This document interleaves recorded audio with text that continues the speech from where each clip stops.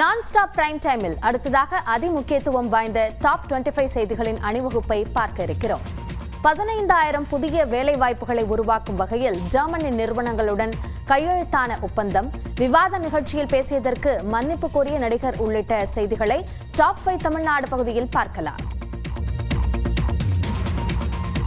ஜெர்மனியில் 7,020 கோடி ரூபாய் மதிப்புள்ள 26 புரிந்துணர்வு ஒப்பந்தங்கள் கையெழுத்தாகியுள்ளதாக முதலமைச்சர் மு.க. ஸ்டாலின் தெரிவித்துள்ளார். ஜெர்மனியில் டசல்டோப் நகரில் நடைபெற்ற முதலீட்டாளர்கள் மாநாட்டில் பேசிய முதலமைச்சர், ஜெர்மனி எப்படி ஐரோப்பிய ஒன்றியத்தின் முக்கிய தொழில்துறை நாடாக இருக்கிறதோ அதேபோல இந்தியாவில் தொழில்துறையின் இதய துடிப்பாக தமிழ்நாடு இருப்பதாக பெருமிதம் தெரிவித்தார். தமிழ்நாடுதான் இந்தியாவிலேயே 2வது பெரிய பொருளாதார மாநிலம் என்றும், மேட் இன் ஜெர்மனி போன்று மேட் இன் தமிழ்நாடு என்பது தரமும் திறனும் கொண்ட பெயராக உருவெடுத்து வருவதாகவும் குறிப்பிட்டார். 5,000 ஆண்டுகளுக்கு முன்னாடியே இரும்பின் பயன்பாடு தமிழ் நிலத்தில் இருந்ததற்கான ஆய்வறிக்கைகள் இருக்கு.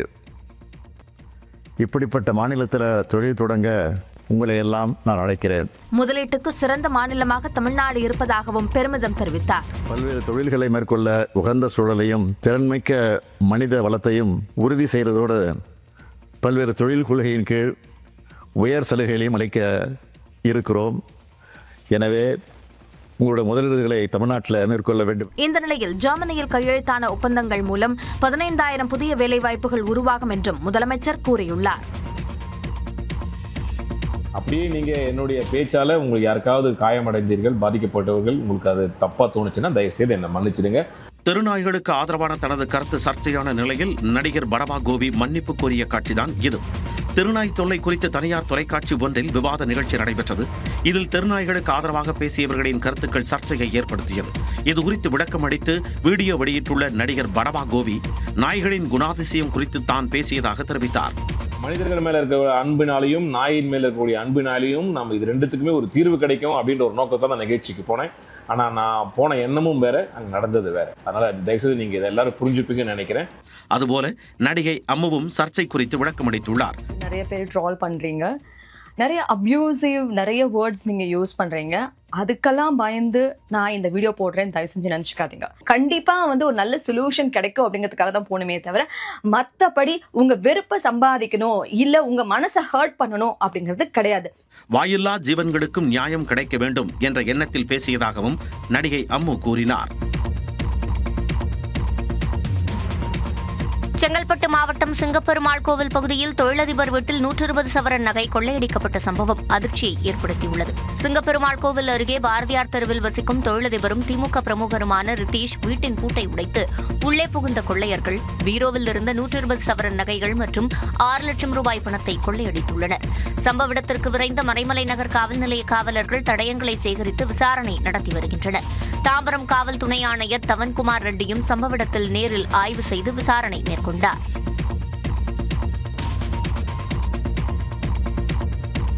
நாமக்கல், கரூரை தொடர்ந்து கடலூரிலும் ஸ்விக்கி, ஜொமேட்டோவிற்கு மாற்றாக ஜாரோஸ் என்ற புதிய உணவு டெலிவரி செயலி அறிமுகம் செய்யப்பட்டுள்ளது. பிரபல உணவு டெலிவரி நிறுவனங்களான ஸ்விக்கி, ஜொமேட்டோ ஆகியவை வாடிக்கையாளர்களை கவர பல்வேறு சலுகைகளை வழங்கி வந்தன. தற்போது உணவு டெலிவரிக்கான இந்த சலுகைகளை நிறுத்திவிட்டதாக கூறப்படுகிறது. இதன் காரணமாக உணவு ஆர்டர் செய்யும் போது பிளாட்ஃபார்ம் கட்டணம், டெலிவரி கட்டணம் என தனியாக செலுத்த வேண்டியுள்ளது. அத்துடன் உணவகங்களுக்கான கமிஷன் தொகையை இந்த நிறுவனங்கள் உயர்த்தியிருப்பதாகவும் தெரிகிறது.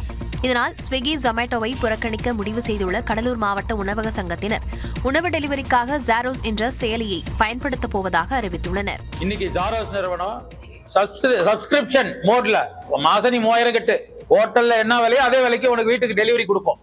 நீ கடைக்காரங்க மல்லிகை கடை, அரிசி கடை, மருந்து கடை, எந்த ஒரு கடை பிரிஸ்கிரிப்ஷன் இருந்தா மருந்து கடையில இருந்து அரிசி கடை எல்லாத்திலயும் இருந்தோம். டாஸ்மாக் ஒண்ணு தவிர மிச்சம் எல்லாத்தையும் இவங்க வீட்டுக்கு அதே விலையில, கடை என்ன விலையோ அதே விலையில டெலிவரி பண்றாங்க. ஏற்கனவே நாமக்கல், கரூர் மாவட்டங்களிலும் ஸ்விக்கி, ஜொமேட்டோவிற்கு மாற்றாக இந்த ஜாரோஸ் உணவு டெலிவரி செயலி பயன்பாட்டில் இருப்பது குறிப்பிடத்தக்கது.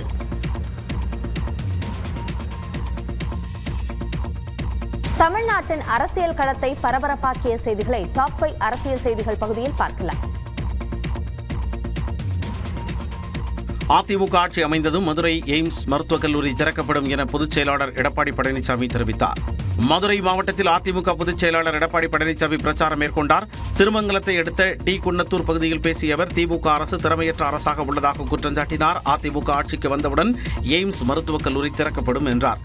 நான் முதலமைச்சர் இருந்த பொழுது பாரத பிரதமர் திரு நரேந்திர மோடி அவர்கள் நேரா மதுரைக்கு வந்து அடிக்கல் நாட்டினாங்க. இன்று வரை அந்த மருத்துவமனை முழுமை பெறவில்லை. இதை விடியா திமுக அரசு மத்திய அரசுக்கு முழுமையான அழுத்தம் கொடுத்து இந்த திட்டத்தை முழுமையாக நிறைவேற்றப்படவில்லை.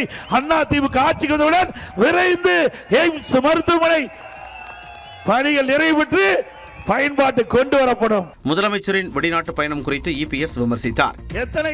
எவ்வளவு தொழில் முதலீட்டு ஈர்த்தீர்கள், என்னென்ன தொழில் வருகிறது, எவ்வளவு புரிந்துணர்வு ஒப்பந்தம் போட்டீங்க, அந்த புரிந்துணர்வு ஒப்பந்தத்துடைய நிலைமை என்ன, எத்தனை தொழிற்சாலைகள் இந்த அரசு வந்த பிறகு பயன்பாட்டுக்கு வந்திருக்கு என்ற செய்தியெல்லாம் மக்கள் தெரிந்து கொள்ள வேண்டும். வெள்ளை அறிக்கை கேட்டா இதுவரைக்கும் வெளியிடவே இல்லை. அதிமுக ஆட்சியில் அறிவித்த திட்டங்களை தற்பொழுது திமுக அரசு நிறைவேற்றி வருவதாக இபிஎஸ் கூறினார். ஓபிஎஸ் உள்ளிட்ட அனைத்து அதிமுகவினரும் ஓரணியில் வர வேண்டும் என தமிழ்நாடு பாஜக தலைவர் நயினார் நாகேந்திரன் வலியுறுத்தியுள்ளார். அதிமுக பாஜக கூட்டணி அமைத்துள்ள நிலையில் தேசிய ஜனநாயக கூட்டணியில் இருந்து வெளியேறுவதாக சில மாதங்களுக்கு முன்பு ஓ பன்னீர்செல்வம் அறிவித்தார். மேலும் செய்தியாளர்களிடம் பேசிய அமமுக பொதுச் செயலாளர் டிடிவி தினகரன் தேசிய ஜனநாயக கூட்டணியில் தாங்கள் இருக்கிறோமா என்பதை நயினார் நாகேந்திரன் தான் தெளிவுபடுத்த வேண்டும் என கூறியிருந்தார். இதனிடையே அதிமுக ஓரணியாக வேண்டும் எனவும் சசிகலா தெரிவித்திருந்தார். இந்நிலையில் நியூஸ் 8 தமிழ்நாட்டிற்கு பேட்டியளித்த நயினார் நாகேந்திரன் சசிகலாவின் கருத்தை வழிமொழிவதாக கூறினார். அதாவது எங்களை பொறுத்த மட்டும் திராவிட முன்னேற்ற கழக அரசை வீழ்த்த வேண்டும், அதற்காக எல்லோருமே ஓர் அணியில் திரள வேண்டும் என்பது எங்களுடைய. சசிகலா மேடம் சொல்லித்தாங்க, அவங்களும் ஓர் அணியில் திரண்டால் மட்டுமே திராவிட முன்னேற்ற கழகத்தை வெற்றி பெற முடியும். அதையே நான் வலியுறுத்துகிறேன். அதற்கான முயற்சியே கண்டிப்பாக எல்லாருமே வரணும். அண்ணன் ஓபிஎஸ் உள்பட எல்லோருமே வர வேண்டும் என்பது என்னுடைய விருப்பம். திமுக அரசை வீழ்த்த அனைவரும் ஓரணியில் திரள வேண்டும் என்றும் நயினார் நாகேந்திரன் கோரிக்கை விடுத்துள்ளார். முன்னாள் அமைச்சரும் அதிமுக மூத்த தலைவருமான செங்கோட்டையன் தனது அரசியல் நிலைப்பாடு குறித்து வரும் 5ஆம் தேதி அறிவிக்க உள்ளதாக தகவல் வெளியாகியுள்ளது. முன்னாள் முதலமைச்சர் எம்ஜிஆர் காலத்தில் இருந்தே கொங்கு மண்டல அதிமுகவின் முக்கிய முகங்களில் ஒருவராக திகழ்பவர் KA செங்கோட்டையன். அதிமுகவின் ஆட்சி மற்றும் கட்சியில் பல்வேறு முக்கிய பொறுப்புகளை வகித்த அவர் அமைச்சர் உள்ளிட்ட பதவிகளிலும் இருந்தவர். அதிமுக மூத்த நிர்வாகியான செங்கோட்டையன் அக்கட்சியின் பொதுச் செயலாளர் எடப்பாடி பழனிசாமியுடன் தற்பொழுது அதிருப்தியில் இருந்து வருவதாக கூறப்படுகிறது. கடந்த பிப்ரவரி மாதம் கோவையில் அத்திக்கடவு அவிநாசி திட்ட பாராட்டு விழாவில் செங்கோட்டையன் பங்கேற்காததில் இருந்து இந்த விவகாரம் பேசுபொருளானது. இந்நிலையில் தனது அரசியல் நிலைப்பாடு குறித்து வரும் 5ஆம் தேதி செங்கோட்டையன் அறிவிக்க உள்ளதாக தகவல் வெளியாகியுள்ளது. கோபிச்செட்டிப்பாளையத்தில் செய்தியாளர்களை சந்தித்து பல்வேறு விஷயங்கள் குறித்து அவர் மனம் திறக்க உள்ளதாகவும் கூறப்பட்டுள்ளது. சட்டமன்ற தேர்தல் பரபரப்புகளுக்கு மத்தியில் செங்கோட்டையன் செய்தியாளர்களை சந்திக்க உள்ளது அரசியல் வட்டாரத்தில் எதிர்பார்ப்பை ஏற்படுத்தியுள்ளது.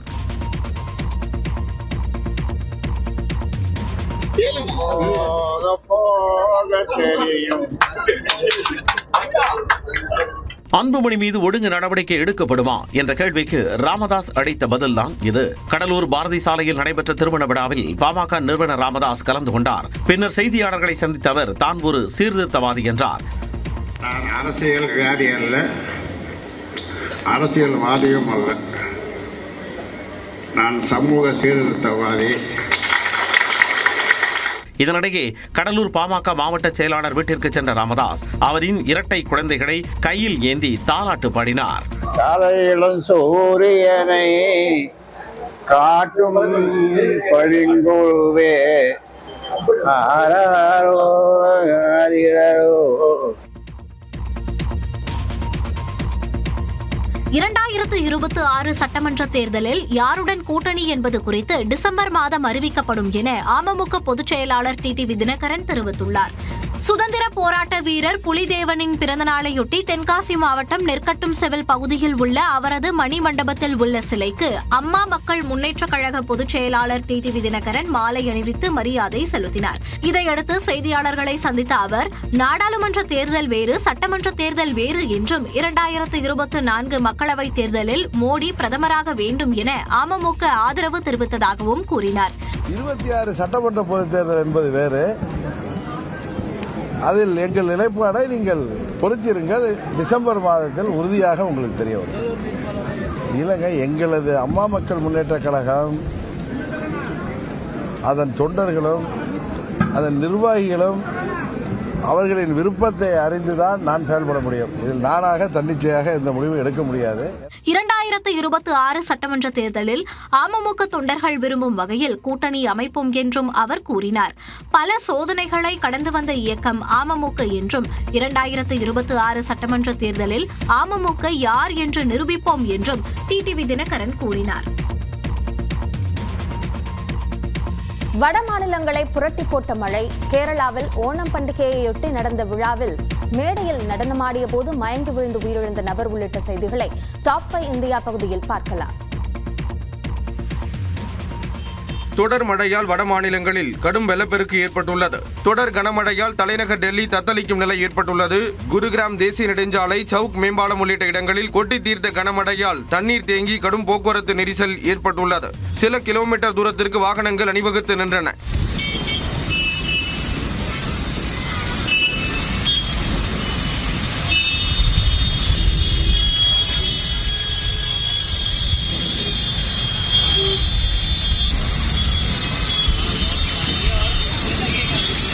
அதேபோல உத்தரப்பிரதேச மாநிலத்தின் ரேபரேலி, லக்னோ உள்ளிட்ட 15 மாவட்டங்களில் பெய்த தொடர் மழையால் வெள்ளப்பெருக்கு ஏற்பட்டுள்ளது. மேலும் யமுனை நதியில் வெள்ளப்பெருக்கு ஏற்பட்டு குடியிருப்புகளை தண்ணீர் சூழ்ந்து கொண்டது. வீடுகளில் சிக்கி தவித்த மக்கள் படகுகள் மூலம் மீட்கப்பட்டனர். மேலும் பரேலி, ராம்பூர், மொராதாபாத், அம்ரோஹா, மீரட் உள்ளிட்ட பகுதிகளுக்கு ஆரஞ்ச் அலர்ட் விடுக்கப்பட்டதால் பள்ளிகளுக்கு விடுமுறை விடப்பட்டுள்ளது.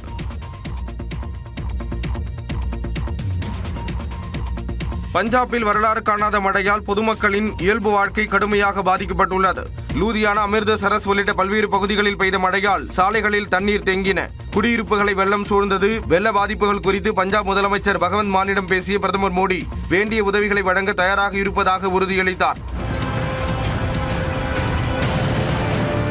அதேபோல் ஹரியானாவில் தொடர் மழையால் பல்வேறு பகுதிகள் வெள்ளக்காடாக காட்சியளிக்கின்றன. குருகிராமில் 4 மணி நேரத்தில் 100 மில்லிமீட்டர் அளவு மழை பெய்ததால் மக்களின் இயல்பு வாழ்க்கை கடுமையாக பாதிக்கப்பட்டுள்ளது. போதிய முன்னெச்சரிக்கை நடவடிக்கைகள் எடுக்கவில்லை என கூறி அரசை கண்டித்து காங்கிரஸ் தொண்டர்கள் படகு போராட்டத்தில் ஈடுபட்டனர்.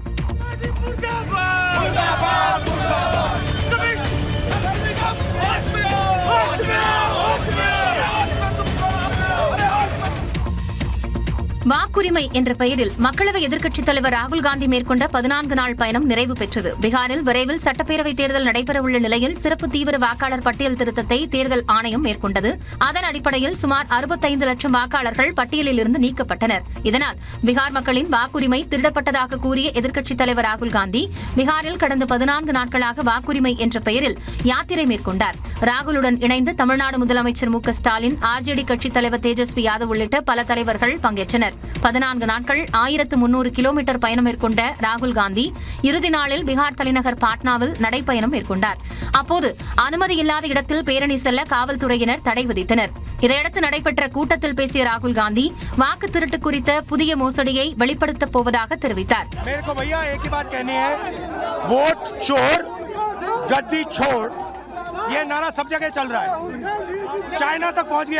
வாக்குகளை திருடுவதன் மூலம் நமது உரிமைகள், இடஒதுக்கீடு, வேலைவாய்ப்பு, கல்வி, ஜனநாயகம் ஆகியவை திருடப்படும் என்றும் அவர் கூறினார்.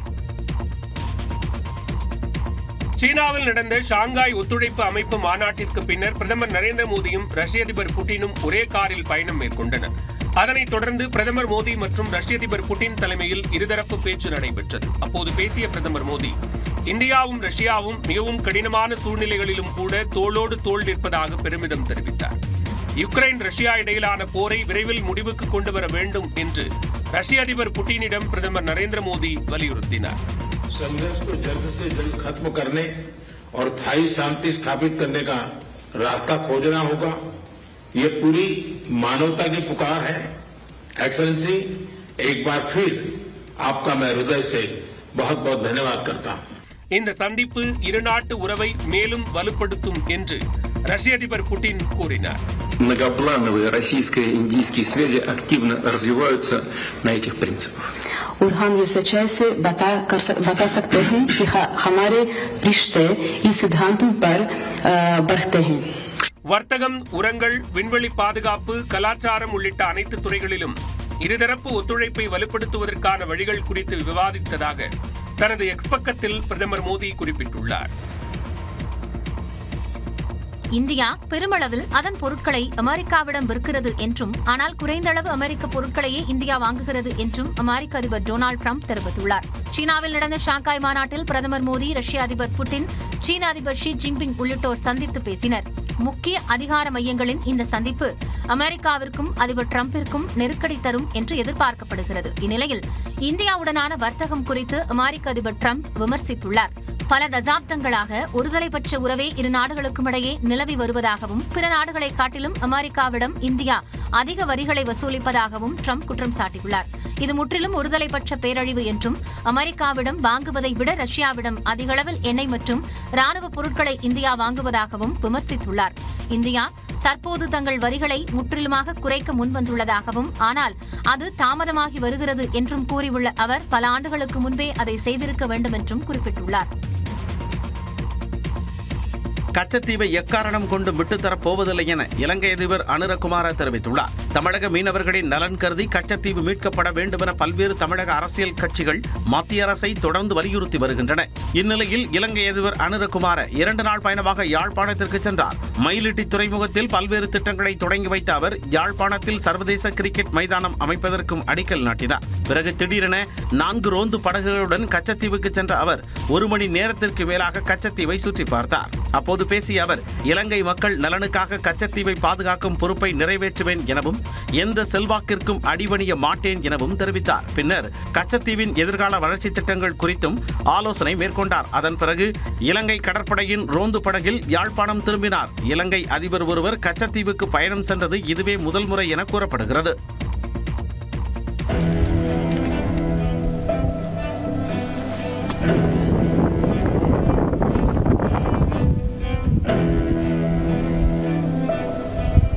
இத்தாலியன் சிசிலியில் உள்ள எரிமலை நெருப்பு குழம்பை வெளியேற்றும் நிலையில் அதனை காண சுற்றுலா பயணிகள் ஏராளமானோர் குவிவதால் அவர்களை கட்டுப்படுத்த முடியாமல் அதிகாரிகள் திணறி வருகின்றனர். கடல் மட்டத்தில் இருந்து 3000 மீட்டர் உயரத்தில் உள்ள மவுண்ட் எட்னா எரிமலையை காண ஒரு வழிகாட்டி 10 பேரை மட்டுமே அழைத்து வரலாம் என்று கட்டுப்பாடு விதிக்கப்பட்டுள்ளது. அதனை மலைப்பிரதேச மீட்பு அதிகாரிகள் கண்காணித்து வருகின்றனர். எரிமலை குழம்பு வெளியேறும் காட்சியை மிக அருகே காண்பதற்காக ஏராளமானோர் மலையேற்றத்தில் ஈடுபட்டு வருகின்றனர். அவர்களின் பாதுகாப்பிற்கு அதிகாரிகள் மட்டுமின்றி மோப்ப நாய்களும் பணியில் ஈடுபடுத்தப்பட்டுள்ளனர். அதே நேரம் தற்போது சாந்தமாக காணப்படும் எரிமலை எந்த நேரமும் சீரலாம் என்பதால் பொதுமக்களும் சுற்றுலா பயணிகளும் எச்சரிக்கையுடன் இருக்க வேண்டும் என்று அதிகாரிகள் எச்சரித்துள்ளனர்.